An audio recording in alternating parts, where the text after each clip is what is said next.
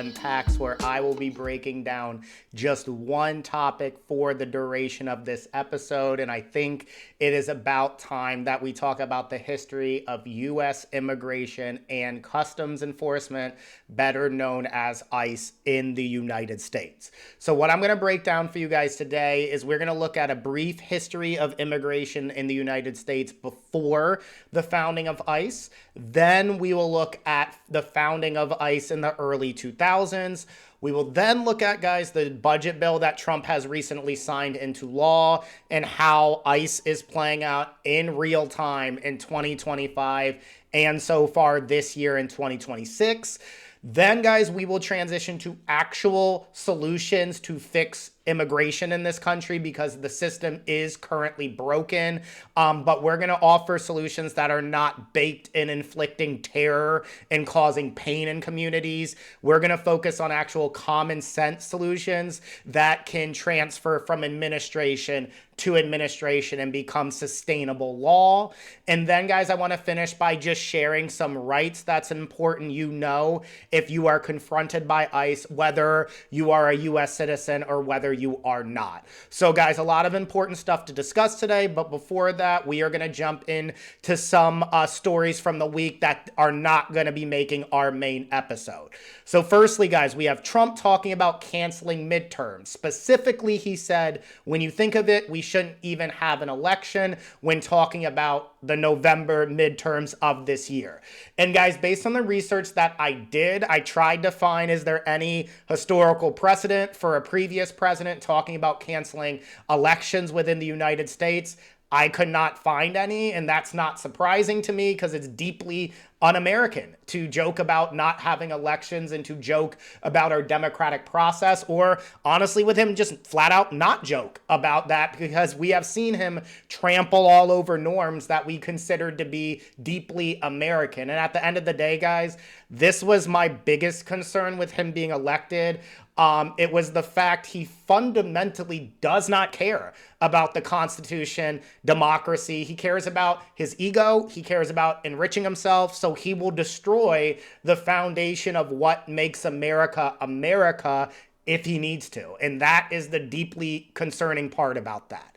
Next story, Trump has revealed what he is calling his great healthcare plan, which is still at its infancy stages, despite back in 2020 repeatedly saying he had a healthcare plan already and he would be unveiling it soon. I guess soon is a relative term, but for me, saying soon back in 2020 would mean you would have had it ready back in 2020. But nonetheless, guys, I digress. There are some potential positives so far that I've read about this healthcare plan. There are provisions about lowering drug prices, which is obviously a great thing. There is some touting of increased transparency in terms of pricing and direct subsidies to Americans to help, fund the exorbitant cost of healthcare. But there are also, guys, some potential negatives that I came across. So first of all, obviously, it's very vague. So it's not fully out there yet. Not all the information has been out there yet. So it's unclear of this moment, like what the actual plan is. It's still in that concepts of a plan stage that Trump said earlier. And it also, guys, there's no clear protections for those people who are most vulnerable, like those with pre-existing conditions. So haven't seen anything about that. And guys, at the end of the day, if we do not have a politician, and our politicians at large through Congress are not going to pass a universal one-payer system, everything is just a band-aid to the cataclysmic problem that we treat healthcare for profit. And we are the only developed country who will literally let people die because they don't have a job that covers enough of their healthcare, or they can't pay for healthcare. It's just an absolute barbaric system that absolutely needs to be fixed immediately. It needs to be in alignment, like I said, with every other developed country. And if we're the best country in the world, I don't know why we can't figure that out. All right, next story, guys. We have Trump's AG Secretary Brooke Rollins suggesting that Americans can eat for $3 if you just have a piece of chicken, broccoli, and a tortilla. So everyday Americans, do not worry. Our overlords in the White House, they have saved us from our grocery conundrum and this complicated math problem. Just eat a little less, starve a little bit more, and you are all set. Of course, guys, the people who offer these suggestions, these pieces of advice, would absolutely never do that themselves, right? They're saying, you live this way, peasant, while my net worth, by the way, Brooke Rollins, guys, net worth, according to Forbes, $15 million. So to think she is feeding her children and herself $3 meals is laughable, but it's okay for us to eat that way. This week, guys, just to put a, full circle on this, there was also a huge, furry type Mary Antoinette let them eat cake style celebration at Mar-a-Lago that was just really, really strange. But guys, it is so clear they don't give a about us at all. So you guys better stock up on your chicken, broccoli, and tortillas. Next story, ladies and gentlemen, we have the Epstein survivors, the actual people who have the guts to stand up as Congress does absolutely nothing. The Epstein survivors sent a letter to the DOJ Inspector General calling for action in an investigation into the fact that the files have not been released as required by law. So guys, the DOJ missed the deadline to release the files. I think they've only released less than 1% of the files. And then they missed a second deadline where they were supposed to explain their redaction. So just brazen law breaking, Congress doing nothing. But I hope, guys, there is some level of justice in 2026.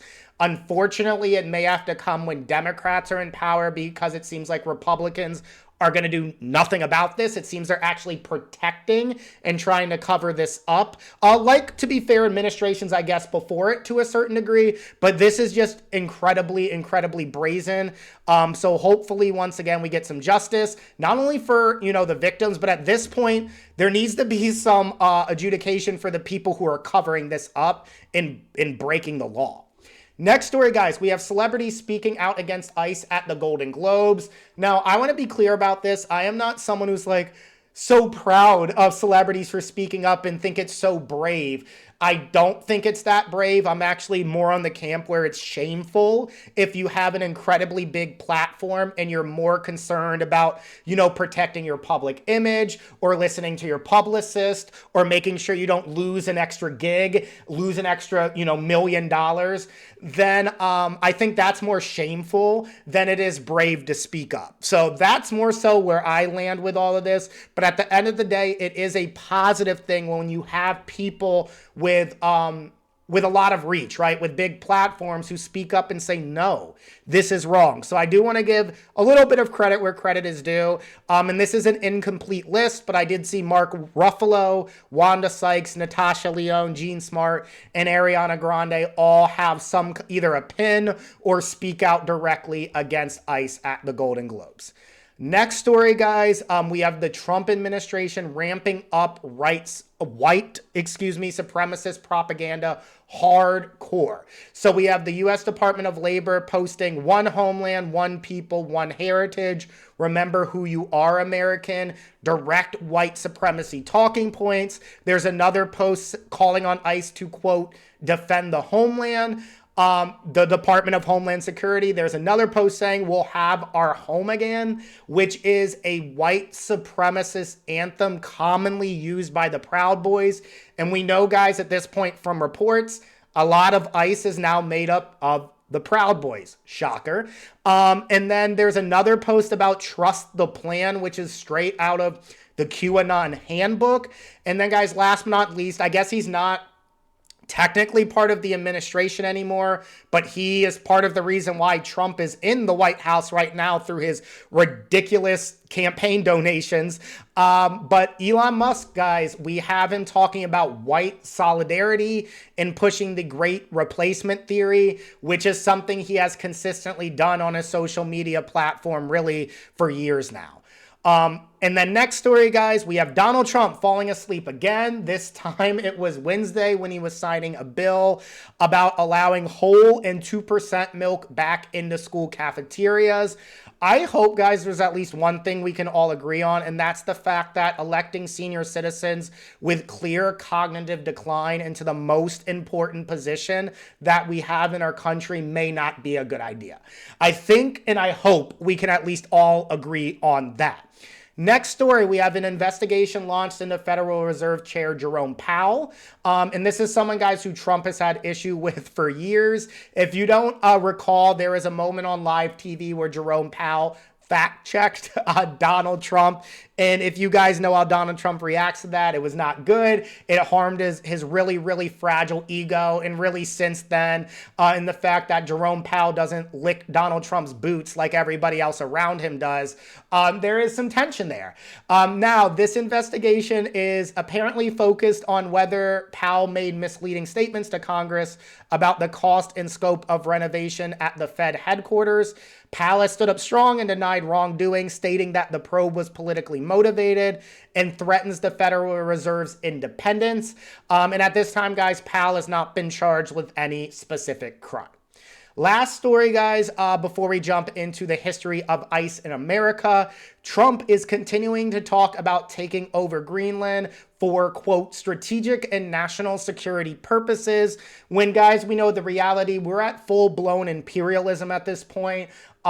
Even people within Trump's own, inner circle, like Lindsey Graham, who are trying to say, no, us taking President Maduro was not about just oil. You have Trump, guys, just laying the cards out right in front of us, saying, no, it was about the oil. I talked to oil executives before and after. I did not talk to Congress. It's about the oil. It's about the oil. We're going to get rich. It's about the oil. So it was just so clear. And then Greenland, guys, is in a similar vein. There are untapped rare earth deposits. There's iron, there's zinc, there's lead as well. There's copper, there's gold, and just other precious metals that, Trump and people in that sphere cannot wait to get their grubby little hands on.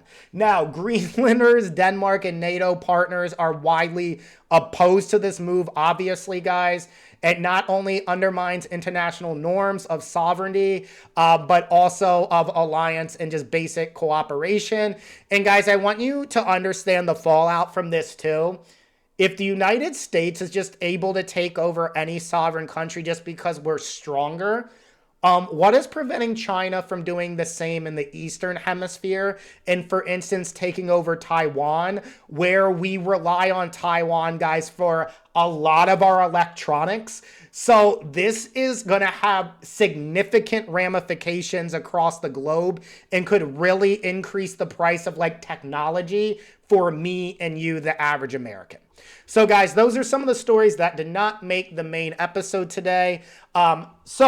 Let's jump in, guys. We are going to unpack the history of immigration and ICE in America, starting with the early history of immigration reform.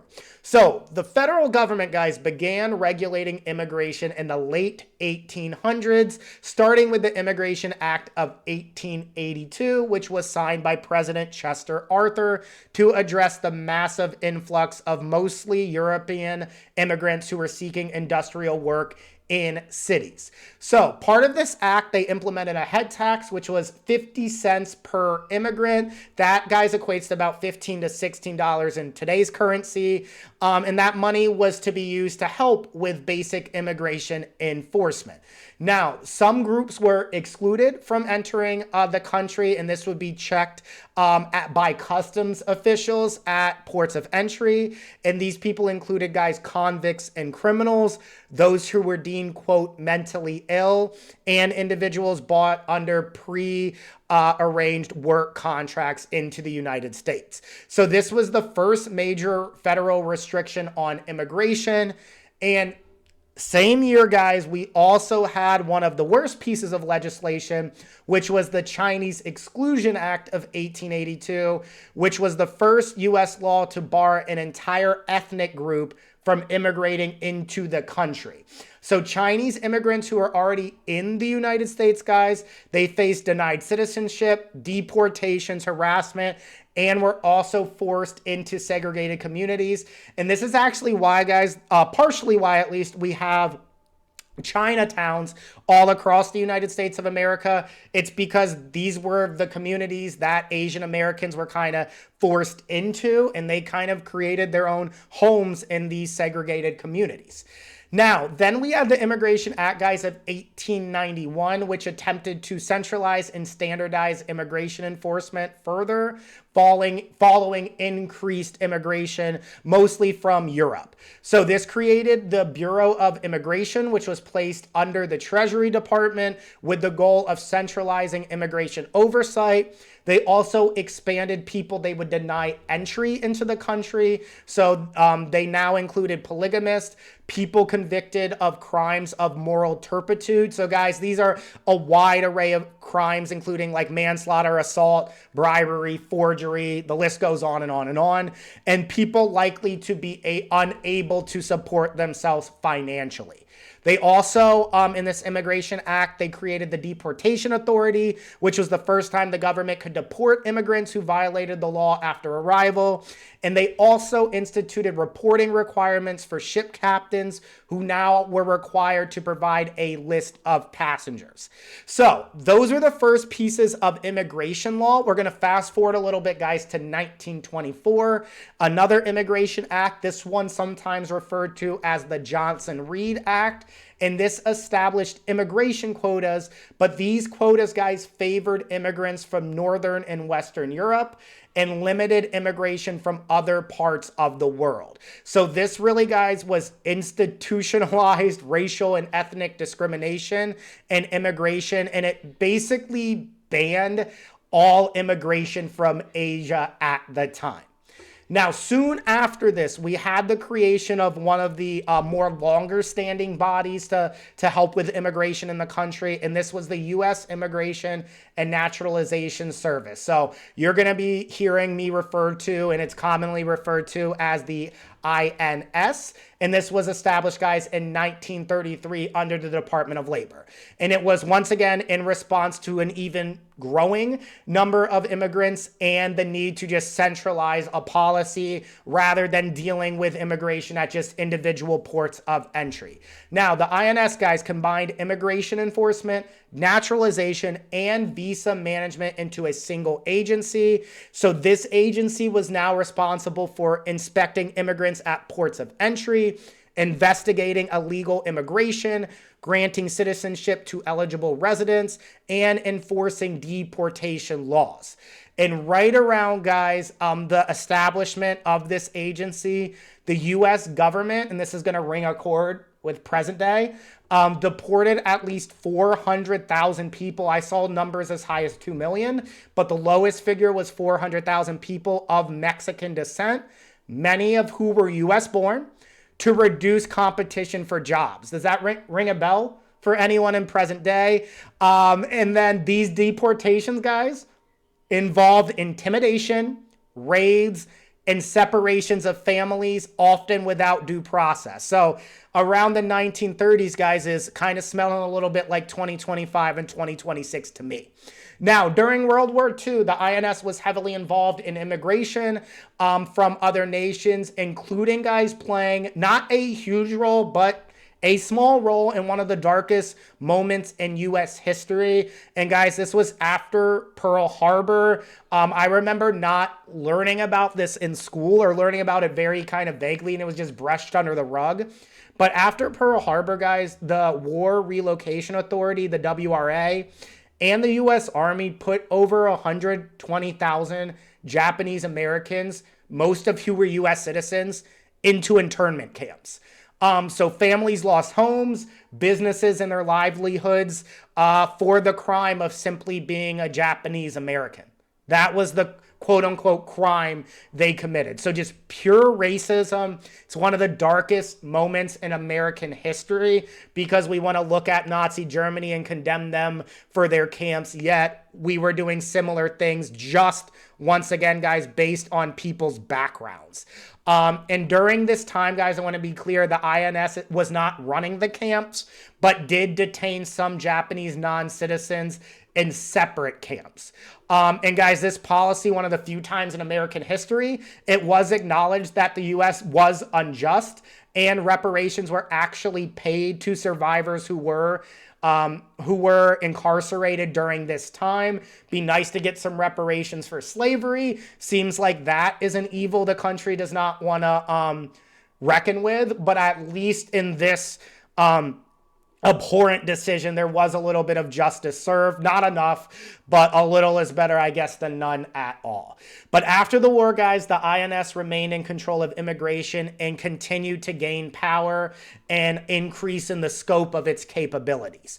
There was then the Immigration and Nationality Act of 1952. This is also called the McCarran-Walter Act, which codified much of the INS's authority, including quotas and the exclusions based on skill, nationality, and other factors. And what was interesting, guys, about this when I was reading is this was actually vetoed by President Harry S. Truman at the time. He argued that it preserved racist and discriminatory immigration policies, which I 100% agree with, right? They codified the ability to have quotas based on nationality. That is direct racism and discriminatory practices. But unfortunately, guys, Congress just overrode his veto at that time. About a decade later, so like 13 years later here, guys, we had the Immigration and Nationality Act of 1965, which was signed into law by President Lyndon B. Johnson. This is also known, guys, as the Hart-Celler Act, which abolished the national origins quota racist system that was in place and prioritized family reunification along with skilled workers. And this, guys, ultimately led to a pretty big increase in immigration from all over the world, including Asia, Africa, and Latin America. Moving forward, guys, 1986, we had the Immigration Reform and Control Act, which required the INS to enforce employer sanctions against hiring undocumented workers. It also led to the implementation of border enforcement programs and work site compliance initiatives. Moving forward, guys, we had the Illegal Immigration Reform and Immigrant Responsibility Act of 1996, which was signed into law by Bill Clinton, which expanded deportation grounds, increased border enforcement, and limited judicial review and immigrant due process protections. So even, guys, with this act, through most of the 90s from my reading, the sentiment was that immigration enforcement was pretty weak and that the INS was basically often being criticized for being understaffed, overburdened, and inefficient. And then, guys, with that like sentiment, we then had the events of September 11th, which absolutely changed everything in this country, including how we handled immigration. So we ultimately, guys, had the Homeland Security Act of 2002 signed into law by George W. Bush, which reorganized federal agencies with the goal of enhancing national security. So with this, the INS was dissolved in 2003, and there were 3 new agencies forming under the Department of Homeland Security. And these 3 agencies were and are the U.S. Citizenship and Immigration Services, which handles immigration services and naturalization. You have the U.S. Customs and Border Protection, so CBP, guys. This is not the same as ICE, although they're sometimes confused because they're kind of using as interchangeable capacities in the Trump administration. But the CBP is supposed to handle border enforcement and inspections. And then the U.S. Immigration and Customs Enforcement, so this is ICE. This is what we're going to be talking about a lot heading forward. They handle interior enforcement and investigations. So, guys, let's talk specifically about ICE, its foundation and its early stages. So ICE was designed, guys, to focus primarily on preventing terrorism, protecting national security, and strengthening public safety by enforcing laws related to immigration, customs, trade, and border security. And guys, once they were founded, they actually got to work pretty quick with Operation Predator. So this was in 2003. This was an ICE initiative to target child predators and sex offenders using immigration enforcement powers to arrest and remove foreign nationals involved in serious crime. And from my reading, guys, it was a pretty big success. It resulted in the arrest and removal of thousands of foreign national sex offenders. So it's not like, guys, ICE is just in general bad or they've done absolutely nothing good, right? There's a little nuance here. We'll break down a little bit about like the abolish ICE movement, but there was some positives here, at least in its infancy stages.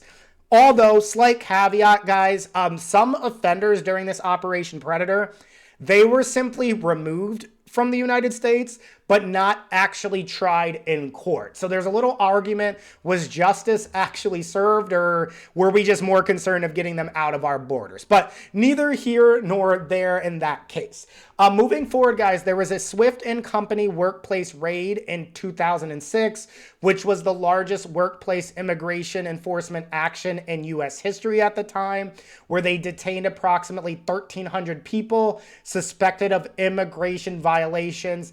And guys, this is where a lot of criticism began to grow, particularly from like immigrant rights advocates, because when large-scale tactics, guys, are used like this, how are we able to ensure that due process is guaranteed to each individual? So that was kind of a red flag moment there in 2006. And then, guys, under President Obama, ICE expanded enforcement and removals, deporting millions of undocumented immigrants, more than any previous administration in history. And guys, this is where he got the label deporter in chief. And then at this point, he also expanded ICE practices to begin working on transnational criminal networks, human trafficking, and organized crime. So you see now, guys, under the Obama administration, the authority that ICE has expanding further and further and further. So it's where their initial founding, or the reason they were initially founded, it seems like the responsibilities are shifting away from that and only growing in scope. Then, guys, we shift to President Trump's first term, and we have ICE enforcement intensifying even further based on his anti-immigrant platform, right? And this is really, guys, one of the first times that we see an increase of trying to deport non-criminals. We had family separations at least in modern history. We have family separation at the border was just commonplace. There were aggressive interior raids that were targeting specifically sanctuary cities. And then at this point, guys, in Trump's first term, we have civil liberties groups becoming more outraged, protests erupting due to basically constitutional protections being violated. For instance, there were legal concerns over warrantless entry. So once again, guys, we just have ICE being given more and more and more leeway from where they originally started after their founding, following the 9/11 attacks. So what we see is just ICE guys gaining more and more and more power. We have a very loose interpretation of what their actual jobs, duties, and responsibilities are. Then we fast forward to Biden, the Biden administration, where immigration and the lack of immigration reform and addressing the border in a way that the Americans, the public, wanted, being a main reason, guys, why the Democrats lost the 2024 election, that and just the affordability and the price to live. It is an important note, guys, though. I would be irresponsible if I did not mention this. When Biden was in office, there was a bipartisan border security bill aimed at fixing immigration, at least somewhat. I wasn't a fan of everything in that bill, to be honest, guys. I think it was a little inhumane in a lot of ways, but it was ultimately voted down by Republicans because Trump told them to, because they didn't want to get the political win to Biden. So one thing that's really important, guys, for you to understand with immigration is both sides don't really want to solve it, because they want to use it a lot of times as a political tool. So the Republicans will use it as see, the Democrats have, quote, just open borders, which isn't true, guys. The United States doesn't have open borders. It didn't under Biden. That's just not a thing, just a propaganda lie. And then the Democrats will point and not have legislation and will instead say, look at how inhumanely Republicans are treating immigrants, but they're not actually providing any framework to fix the immigration problem. So really, guys, both sides are uninterested, at least in my lifetime, of actually solving this in a comprehensive way. But the difference between the two sides is the Republicans are undoubtedly inflicting more harm, fear, and violence than the Democrats. That's inarguable. You guys can see the videos from yourself in social media. Look at what the Trump administration is doing to people, and you let me know if that's the same level of humanity as what, Obama did with his level of deportations, even though I may disagree with both to varying degrees.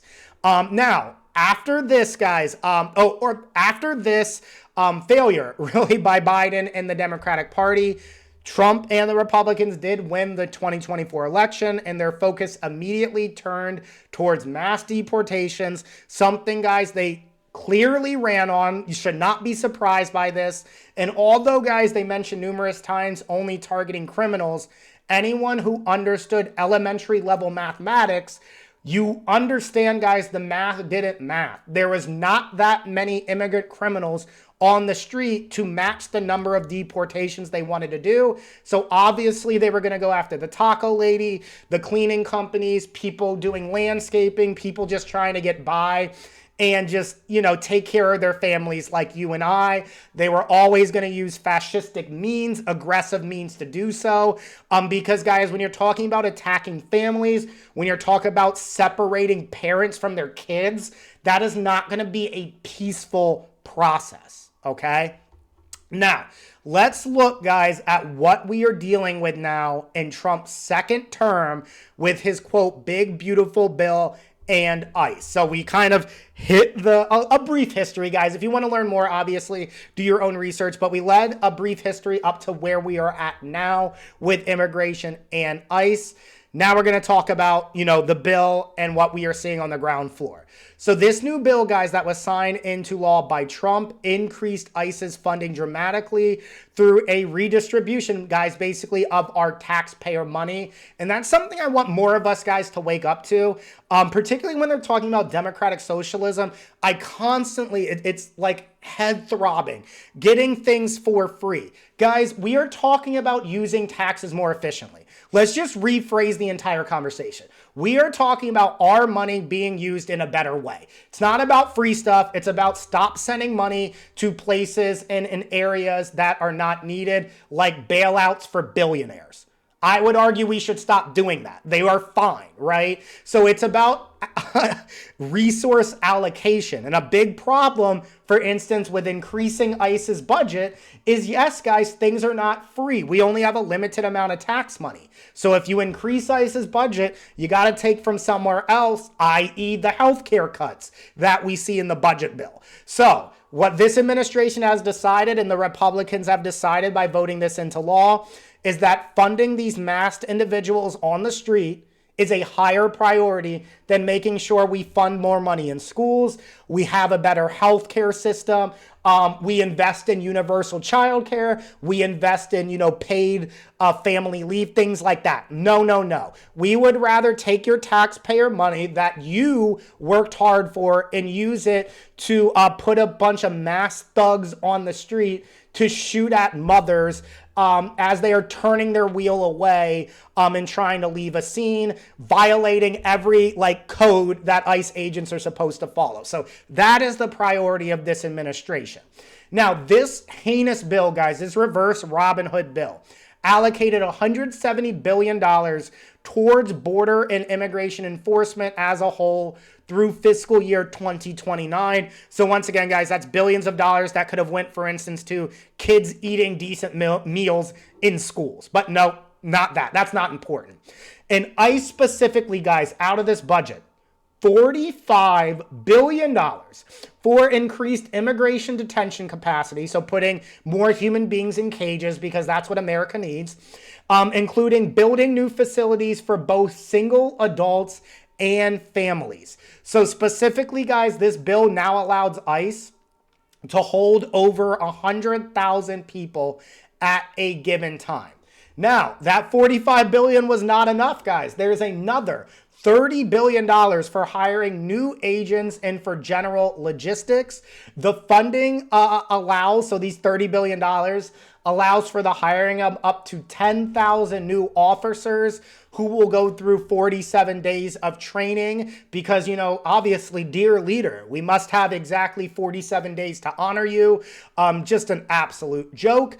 And then the bill, guys, also expanded cooperation with state and local law enforcement, so making it easier for ICE to abduct people. It also provides supports for victims of immigration crimes, which I am a fan of. So that is a good piece. And then in total, guys, this sums up to $75 billion on top of its normal annual budget of $10 billion for ICE alone. And this is more, guys, than the entire military budget for Canada, Turkey, Spain, Mexico, Israel. Keep naming countries. It is probably more than their entire military budget. And guys, even with this amount of funding and this ridiculously bloated budget, ICE is reportedly facing shortfalls and are at risk of running out of funds. So I guess $75 billion is not enough for them to efficiently spend our taxpayer money and accomplish their white ethno state that they are trying to achieve. Now, with this increase, guys, in funding, particularly, guys, once again, it's our money that we worked for that the federal government is now using on these individuals. You would hope that they are using our money, right? They're hiring the best. They're hiring the brightest. You know, it's going to be one of the most efficient and effective parts of our federal government because we're investing all of our money into this.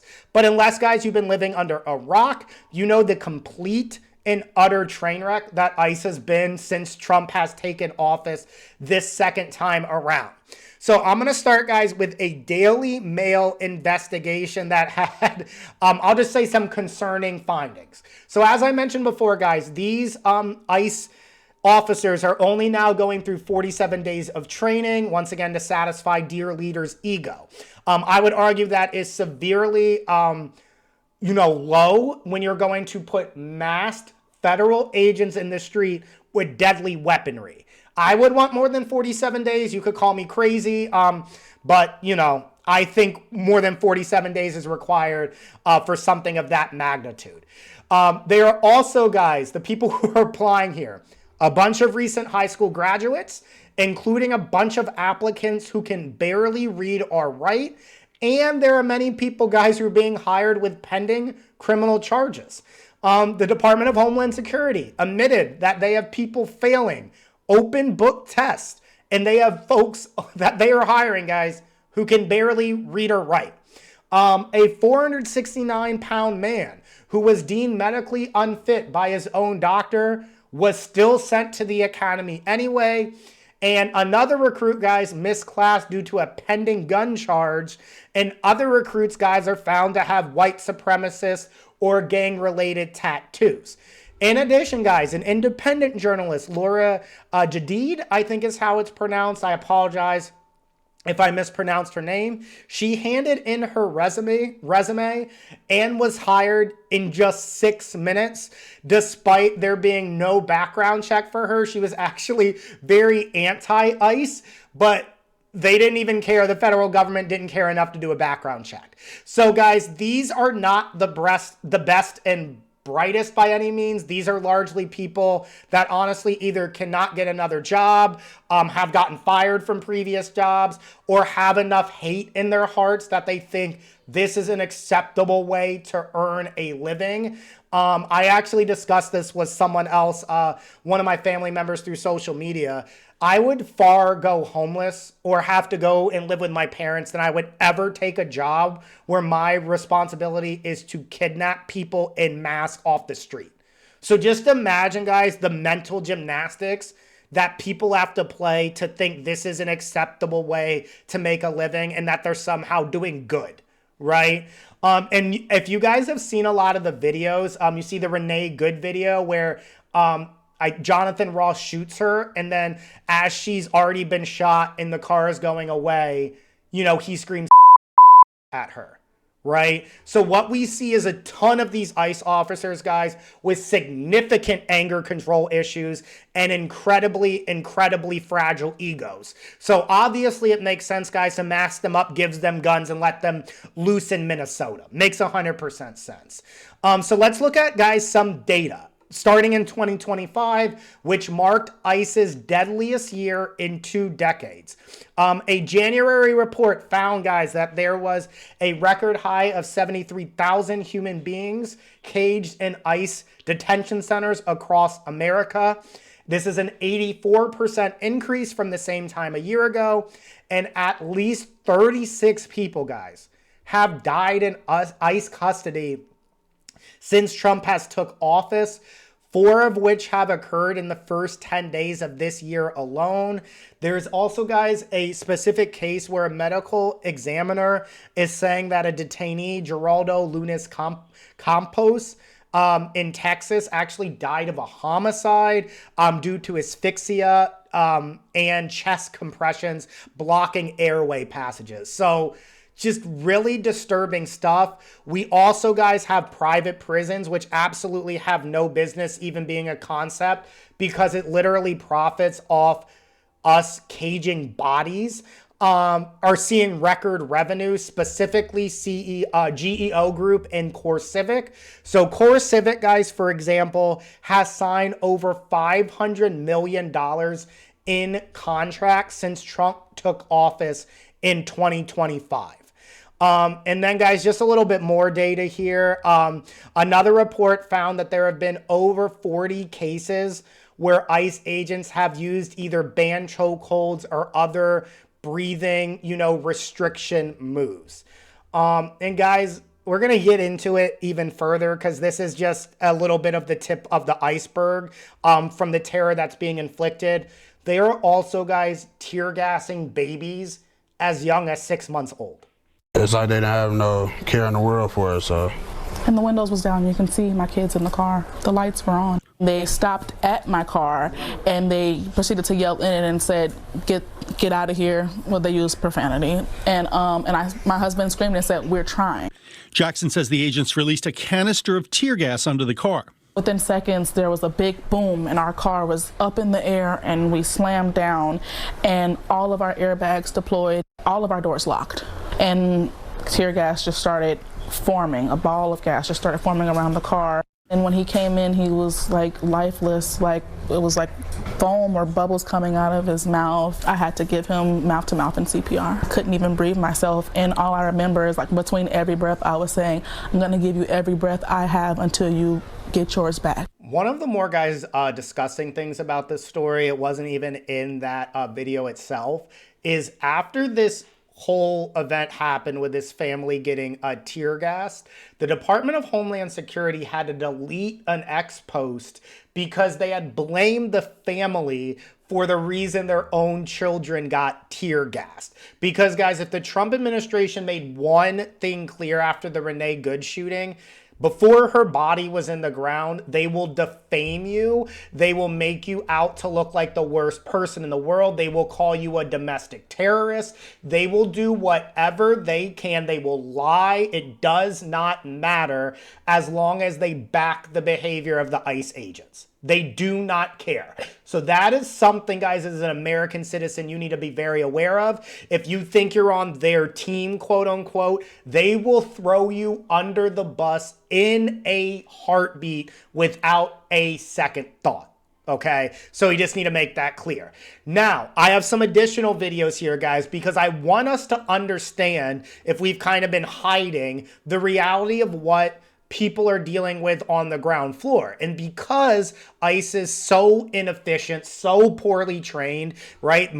About half of them, guys, cannot pass an open book test. They are now simply just detaining anyone who generally bothers them, including U.S. citizens. So because of that, a lot of them are being released and they're able to share their stories and their interactions with ICE. So we are going to hear from a woman next who was detained by ICE. And you're going to be able to hear a little bit behind the scenes of what these sickos really think. On Sunday, this past Sunday, January 11th, myself and my good friend Brandon Seguenza were violently arrested and detained by ICE. During that encounter, we had an ICE agent spray pepper spray into our windshield vent. They then broke our windows, dragged us out of our vehicles, handcuffed us, and put us in separate cars. On the way over to the Whipple Detention Center, I was taunted, mocked. Also, on that same ride, one of the agents said that you guys got to stop obstructing us. That's why that lesbian is dead. Speaking about Renee Good, we heard screaming, crying, just visceral agony from many of the people who were there.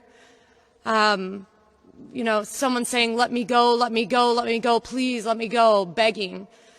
We heard a child crying. You have people that are desensitized or okay with dehumanization and also think that people that are out here trying to defend their neighbors are crazy.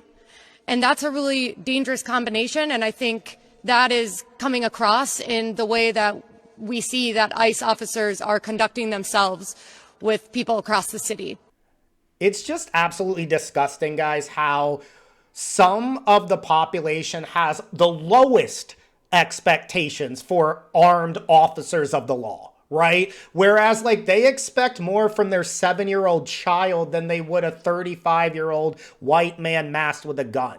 I don't understand where we've fallen so far where we do not hold people in power to any account. That seems to be just what we've accepted as a society. And then also, guys, in Minneapolis, they also abducted a pastor. So a pastor was detained by ICE, and here was his experience. An ICE agent literally came over to me and said, "What did you say?" I said, "I am not afraid." And they pointed a gun in my face. ICE put handcuffs on my hands and put me in a black SUV. And then a few moments later, they came back and they said, "Are you afraid yet?" And I said, "No." And then they said it. "Well, you're white. You wouldn't be fun anyway." It was then that I knew that this staging, that these ICE raids are really about fear and intimidation. We've reached a truly strange place, guys, in American history where people like myself who are not religious at all seem to understand the teachings of Jesus and what is in the Bible better than people who self-proclaim to be Christians and follow the practice of Jesus Christ. Because if you know the basics of the Bible, you understand it's about protecting and welcoming immigrants. So the fact that so much of his base supports this and then will go to church on Sunday and claim they're Christians and religious, is one of the biggest parts of confusion that I see happening. Just the biggest like mind meld that I just can't wrap my head around. How are you Christian but are okay with ICE separating families and deporting people rather than welcoming them? Guys, I do not understand that at all unless you fundamentally don't believe in those teachings. That would make sense to me then. But guys, this gets even worse. I'm going to play another story for you, another video here where the Department of Homeland Security, you're going to actually hear from a politician here from my state of Maryland, Chris Van Hollen, but talking about how the Department of Homeland Security refused to release a mother whose 15-year-old son was dying of cancer. You know, myself and my office have been working with a mom from the state of Maryland. She lived here 20 years. She has 4 kids. She was snatched off the streets by ICE a couple weeks ago. She asked to be released to be able to visit with her 15-year-old son who was dying of cancer. They said no. just absolutely, guys, no humanity in these people whatsoever. And then, guys, just this week, we had a young man who is participating in what seemed to be a pretty peaceful protest to all accounts, who is now permanently blinded. And his doctors even said it was lucky he survived. I want to caution before I play this video, it's incredibly graphic. He is shot directly in the eye with a non-lethal round, but that does not mean it did not cause incredible damage. You're going to see like blood streaming down his face. So just a little caution before I play this. A federal agent is seen pulling a protester from the crowd. Rummler, holding a megaphone, rushes after and is immediately shot in the eye with a less lethal round at close range. The video shows an agent dragging Rummler from the scene, his face covered in blood. Can you see it all out of your left eye? No, not even light, and I never will. Rummler says doctors found plastic, metal, and glass throughout his eye. The immediate, guys, use of force, right? He had a megaphone. He actually stepped up because ICE just grabbed one of the other protesters immediately, and then their response within these 47 days of training, and I don't know the specific officer who shot, he may have been on the job for years, which would make it even worse, but like, guys, the immediate use of force, the inability to do anything other than cause pain and inflict force and damage on communities. It's just utterly disgusting. And if this is what their training is telling them to do, we need to completely rework that training, guys. Like I said, that young man will be blind for the rest of his life due to this trigger finger happy officer that you had there.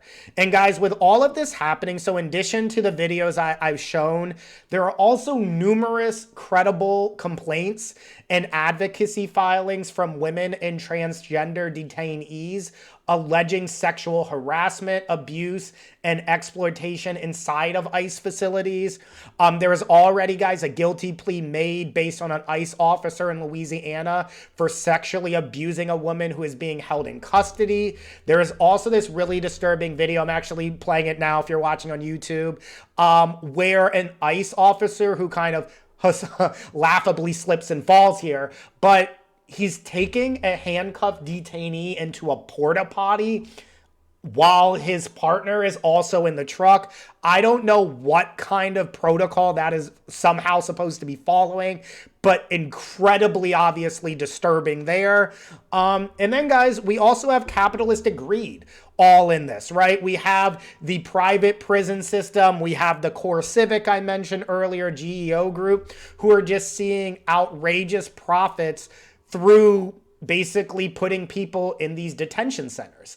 And one of the most disgusting things too, guys, about all of this, like I said earlier, our federal government is providing blind cover for the actions of these masked men, regardless of if they're engaging in illegality or whatever they're doing. These masked goons are basically guys allowed to do whatever they want according to our federal government. And here is Stephen Miller himself. He's basically, you know, the head honcho, him and Tom Homan, when it comes to this immigration stuff.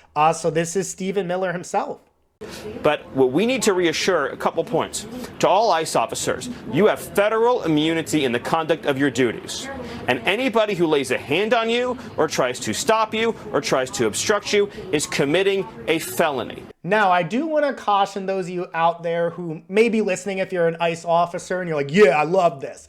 Federal immunity is not state immunity. So you can still get charged at the state level for your illegal action, so be very careful. And then also, guys, when the administration changes hands, I mean, Donald Trump may provide a blanket pardon, but he may not. So just be very careful and do not take Stephen Miller's word that they will just protect you, because they care about protecting themselves. Okay. They do not care about you as an individual. So I want to make that clear. And in addition, guys, on True Social, we have Donald Trump himself threatening now to invoke the Insurrection Act in Minnesota to help squash the dissent that is happening. Donald Trump posted, if the corrupt politicians of Minnesota don't obey the law and stop the professional agitators and insurrectionists from attacking the patriots of ICE who are only trying to do their job, I will institute the Insurrection Act, which many presidents have done before me, and quickly put an end to the travesty that is taking place in this once great state. Thank you for the attention to this matter. You guys are the ones inciting the violence, but I think, guys, honestly, that's part of the plan so that he can institute the Insurrection Act to squash the dissent even further. But guys, what I am seeing in the polling and with media figures is the tide is turning pretty heavily on the immigration, and it seems like the violence people are seeing inflicted on communities is ultimately not sitting well with the public, particularly when large portions of the American public started to realize, yes, they are not just inflicting this pain on brown and black immigrants. They will inflict this pain on anyone, including U.S. citizens as well. You even have people, guys, like Joe Rogan, I'm going to play a little clip here, who helped Trump get elected. He endorsed him. He coddled him. He gave him softball interviews. Him, Elon Musk, he was part of the ecosystem, the right-wing media infrastructure, him and all the pod bros that are the reason we're at this stage now. But here is Joe Rogan, referring to Trump's ICE as the Gestapo. You don't want militarized people in the streets just roaming around, snatching people up, many of which turn out to actually be U.S. citizens that just don't have their papers on them. Are we really going to be the Gestapo? Where's your papers? Is that what we've come to? Yes, Joe, that's exactly where we've come to, dude. And this was the goal from the beginning all the way along. And although, guys, it may be helpful, I guess, for his audience to hear this, because they're certainly not listening usually to people like me who make this obvious from the get-go, his lack of critical thinking skills in media literacy, in common sense, in basic pattern recognition is part of the reason we are here. He is the biggest podcast in the country. He was the biggest podcast in the country during the election year, and he supported this. He endorsed Trump. He had Elon Musk on. He had right-winger after right-winger after right-winger on. He constantly gave softball interviews, and now we are here. So you are a big reason why we are at the present day, and your lack of critical thinking and acting like, oh my God, what has America turned into? Wake up. Stop having right-wingers push propaganda on your show every time, and maybe get a few left-wingers on there who will actually help you see the reality of what is going on and prevent you from making such ridiculous mistakes that are so easily predictable with a little bit of thought.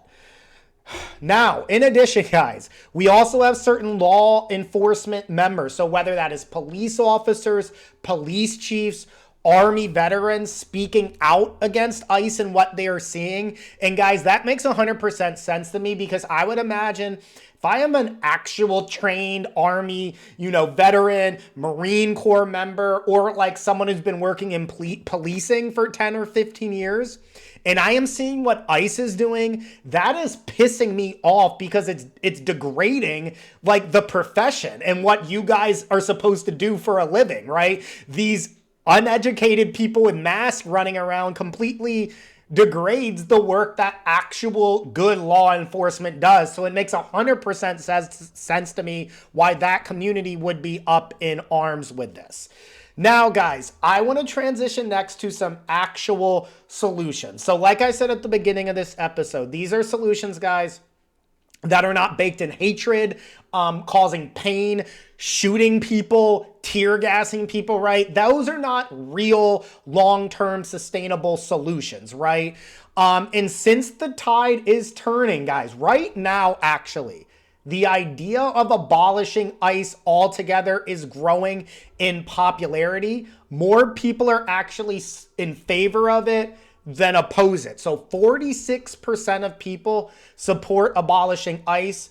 whereas only 43% oppose abolishing ICE, which is one of the first times we've actually seen more people in favor than against it. So with that momentum, let's discuss these actual solutions that are baked in. Understanding, guys, also that immigrants make America stronger, not weaker. America, guys, is a nation of immigrants. Before you've been propagandized otherwise, you know that to be fundamentally true. If you're not a Native American, you're an immigrant to this country, obviously. So we are a nation of immigrants. And also, guys, despite what, once again, media propaganda wants you to think, our diversity is our clear strength, not a weakness. Why do you guys think we dominate in sports and the arts and so many different fields? It's because we accept people from all different backgrounds. We do not care as long as you're helping build a better society. Right? That's why we win all the gold medals. That's why we create the best movies. That's why we have some of the best restaurants in the world, because we have diverse people, guys, from different backgrounds. It makes our country so beautiful. It is actually one of the reasons when people say, what makes America the best country? I'm usually like, it's not by any measurable like statistics, whether you talk happiness, life expectancy, education, health outcomes, those type of things, guys. We're not the best country in the world. But one thing I will say we do a lot better than other countries up until this administration propagandizing it out of us is our acceptance of differences and diversity, and the fact that that does make us stronger, and very few other countries have that level of diversity, and it does make America unique and beautiful and special, right? And then, guys, just on a practical level, right, on a less serious level, do we want to live in a country where every restaurant only has traditional American food?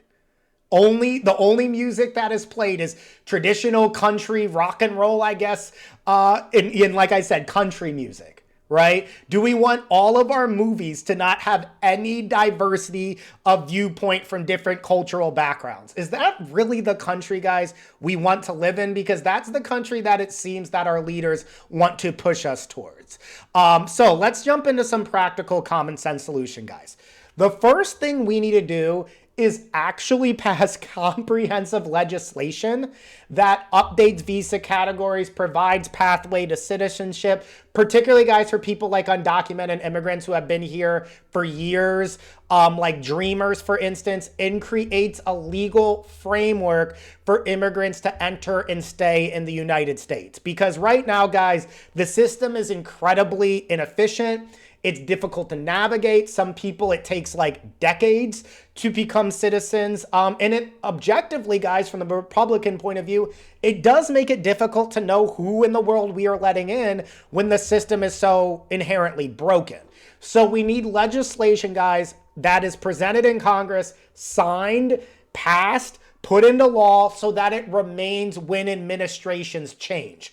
By doing things, guys, by executive order, it just changes. Every 4 years, it's going to change time and time again. So there needs to be something signed into law through Congress that is actually comprehensive legislation.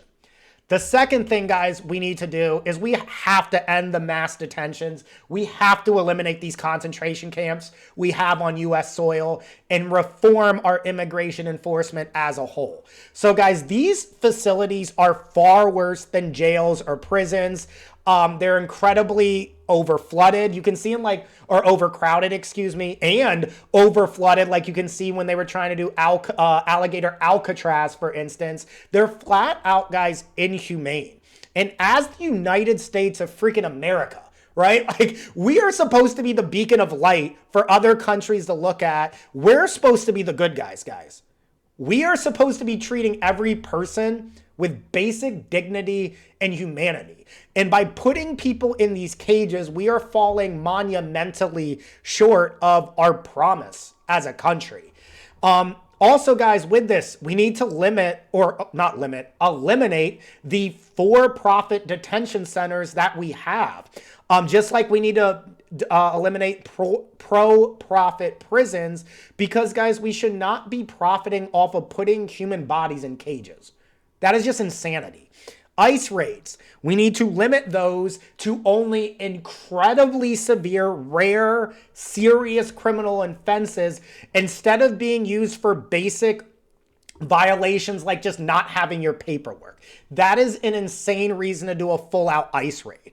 We need increased transparency. The Trump administration recently ripped a lot of the transparency away. For instance, not letting sitting members of Congress go and see ICE facilities without warning in advance, right? No, that's unacceptable. There needs to be more transparency, more oversight, so sexual assaults and murders are not happening in these facilities. And there needs to obviously be accountability for ICE agents, so we can't just have mass people doing whatever they want.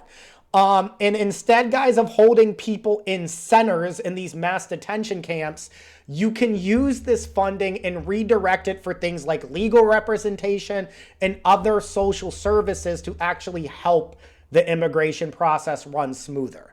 Now, third thing, guys, I would recommend we increase funding and staffing for immigration courts, legal aids, and administrative processing. So instead of the funding going directly to ICE and the hand-to-hand combat on the street, by actually increasing funding to like immigration courts, guys, it will help speed up the backlog of, deportation cases on file. My research showed that there are currently over 2 million cases, guys, on backlog, which is unacceptable, right? That just shows that we're incredibly understaffed and we are behind where we need to be in processing these cases. And then last but not least, guys, we need to actually address the root causes of migration, meaning why are people choosing to leave their countries and immigrate into the United States? So we can invest in programs in countries of origin, for instance, countries in Latin America where a lot of people are immigrating to the United States due to violence, poverty, or just a lack of opportunity. So by investing in their communities and their homelands, guys, this will decrease the number of people who will be likely to migrate to the United States.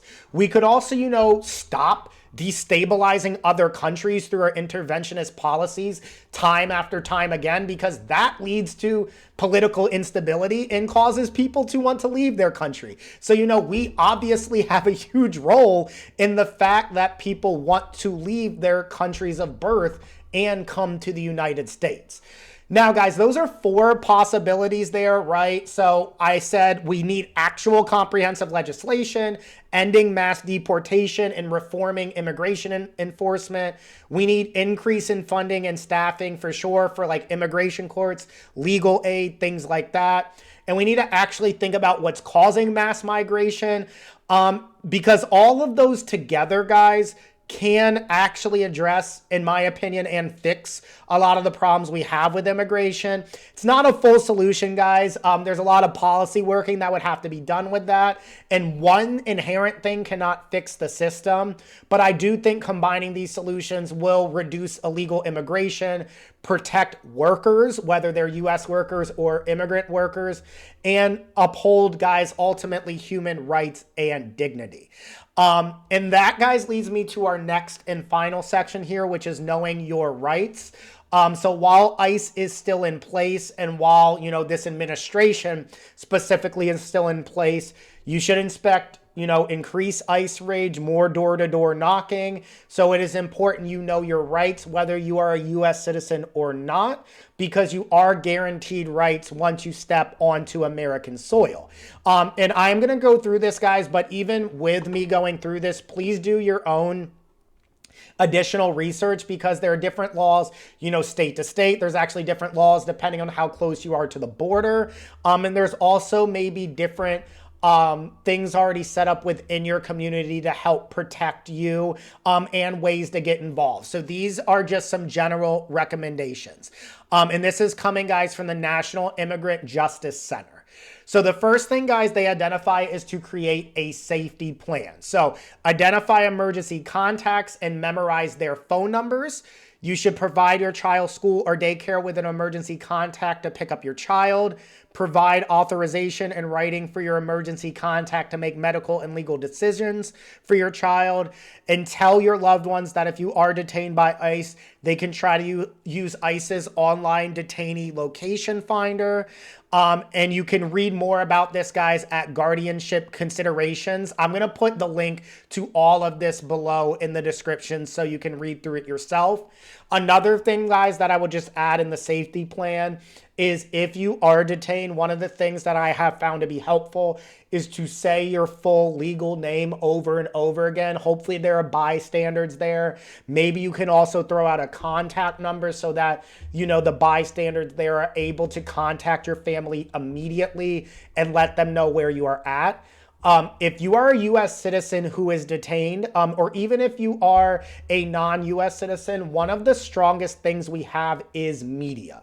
So if you are detained, if you notice things, particularly if there's illegality, if there's violence, if there's inhumane practices, contact the press and let them know, because guys, the press is powerful. The press can make changes in a lot of ways. Sadly, our policymakers and our politicians that we vote into office simply will not do unless they are pressured by our news organizations. Second thing, guys, make sure you are defending your rights. So all persons in the U.S. have constitutional protections, including the right to remain silent when questioned or arrested by immigration officers. So being stopped by immigration officers or other law enforcement can be frightening, guys, but it is important to stay calm and do the following. Do not run, argue, resist, or fight the officer, even if you believe your rights are being violated or you are being treated unfairly. Keep your hands where police can see them. Guys, we have seen they will enact violence and then excuse it afterwards, even if it was unjustified. So one of the things you want to do is just make sure you get out of there safely. And by resisting an arrest, you are more likely to have violence inflicted upon you. And they're more likely to detain you for a longer period of time. And I know that's unfortunate to hear, but that is just the reality of what is happening. Do not lie about yourself or provide false documentation either. If you are pulled over, ask if the officer is from the police department or immigration. Immigration officers, guys, often identify themselves as police, but they are in fact not police. You can ask them specifically if they are from Immigration and Customs Enforcement. So guys, that is ICE, or Customs and Border Patrol. So that's the CBP I was talking about earlier. If they are, immigration officers, you should follow the following guidelines, guys. So if you are a U.S. citizen or have lawful immigration status, show your passport, legal permanent resident card, any form of documentation. And if you are over 18, guys, unfortunately, we should be, at this point, carrying forms of identification with us at all times. If you are undocumented, you have the right to remain silent and do not have to discuss your immigration or citizenship status with the police, immigration agents, or other officials, because anything you tell an officer will be used against you later in immigration court. Moving forward, guys, if an officer goes directly to your door, so not a car, but your door, do not open the door.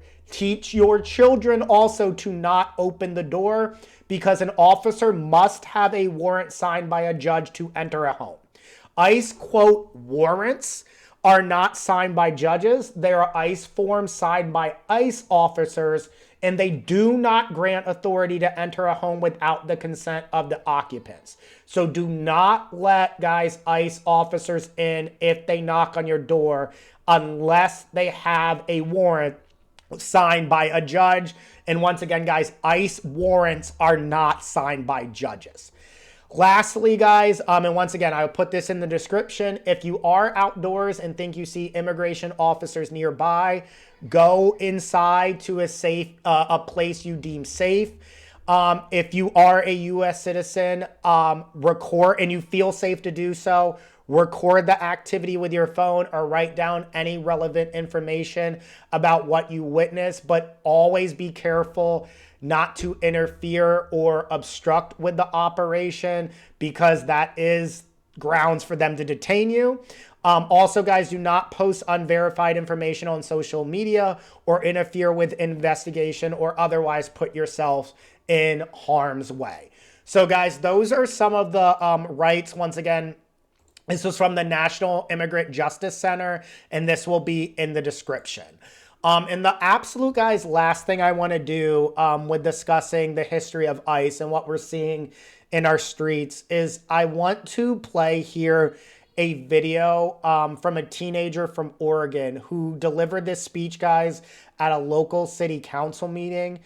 And it is very important, guys, when we're listening to this, that real lives are being impacted and changed forever by the actions on the street by our ICE officers. I hope you guys do side with us because we are fighting for our rights and we are getting treated like animals because people judge us by the color of our skin and the way that we talk.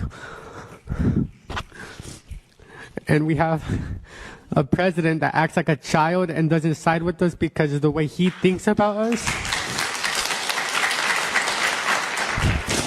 And we have a police department that doesn't do anything about us and that we are here fighting more than they are.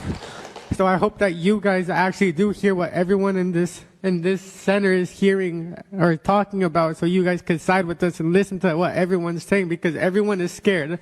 I'm scared that I'm never going to be able to see all my friends again. I'm scared that their parents are going to be gone one day. I'm scared that all of us are going to have to fend for ourselves. I'm scared that one day at school that I'm going to get held by people that I don't know, people that are covered, people that I can't identify because they wear masks and they don't properly ID themselves. Treat us like dogs. They treat us like animals.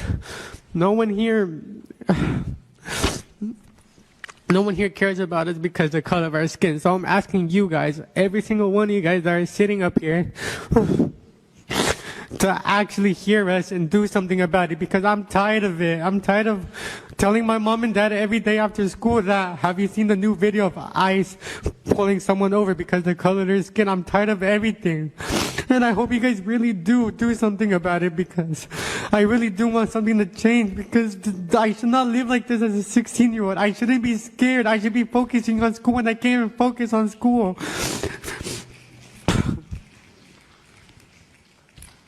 It's really sad, guys, when we have to rely on teenagers to have more bravery than the people collecting our tax money and sitting in Congress and doing absolutely nothing. So that, guys, is true bravery, not wearing a pin at the Golden Globes when you're a multimillionaire.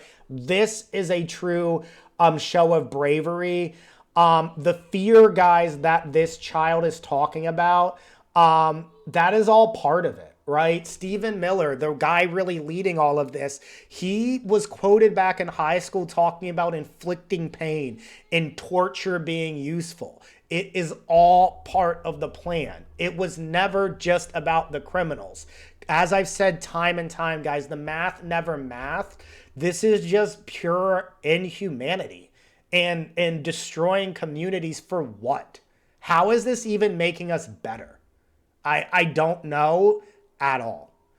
All right, guys, we're going to finish now with switching, kind of a hard turn here, with a good news story of the week and our vibes of the week.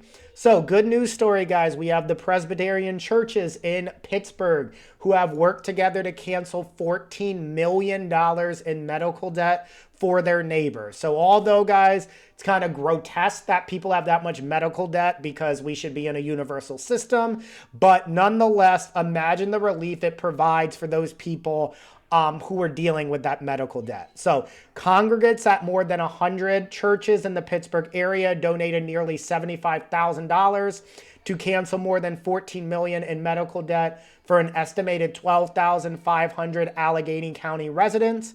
This campaign, guys, was organized with Undue Medical Debt, which buys medical debt for pennies on the dollar. So each dollar donated can erase about $100 in debt. So shout out also to that organization, Undue Medical Debt. In total, guys, an estimated 690,000 Pennsylvania residents have outstanding medical debt with an average amount of $1,000. And as we know, guys, medical debt is one of the leading causes of bankruptcy across the country. So just shout out to these churches and Undo Medical Debt for providing much needed relief to so many families. Last but not least, guys, vibe of the week here. This is a song about the abuse of power, repression, and telling people who they should and shouldn't love. So I think it is a great song to listen to, a great, anthem for this time and something truly fitting. And it is Take Me to Church by Hozier.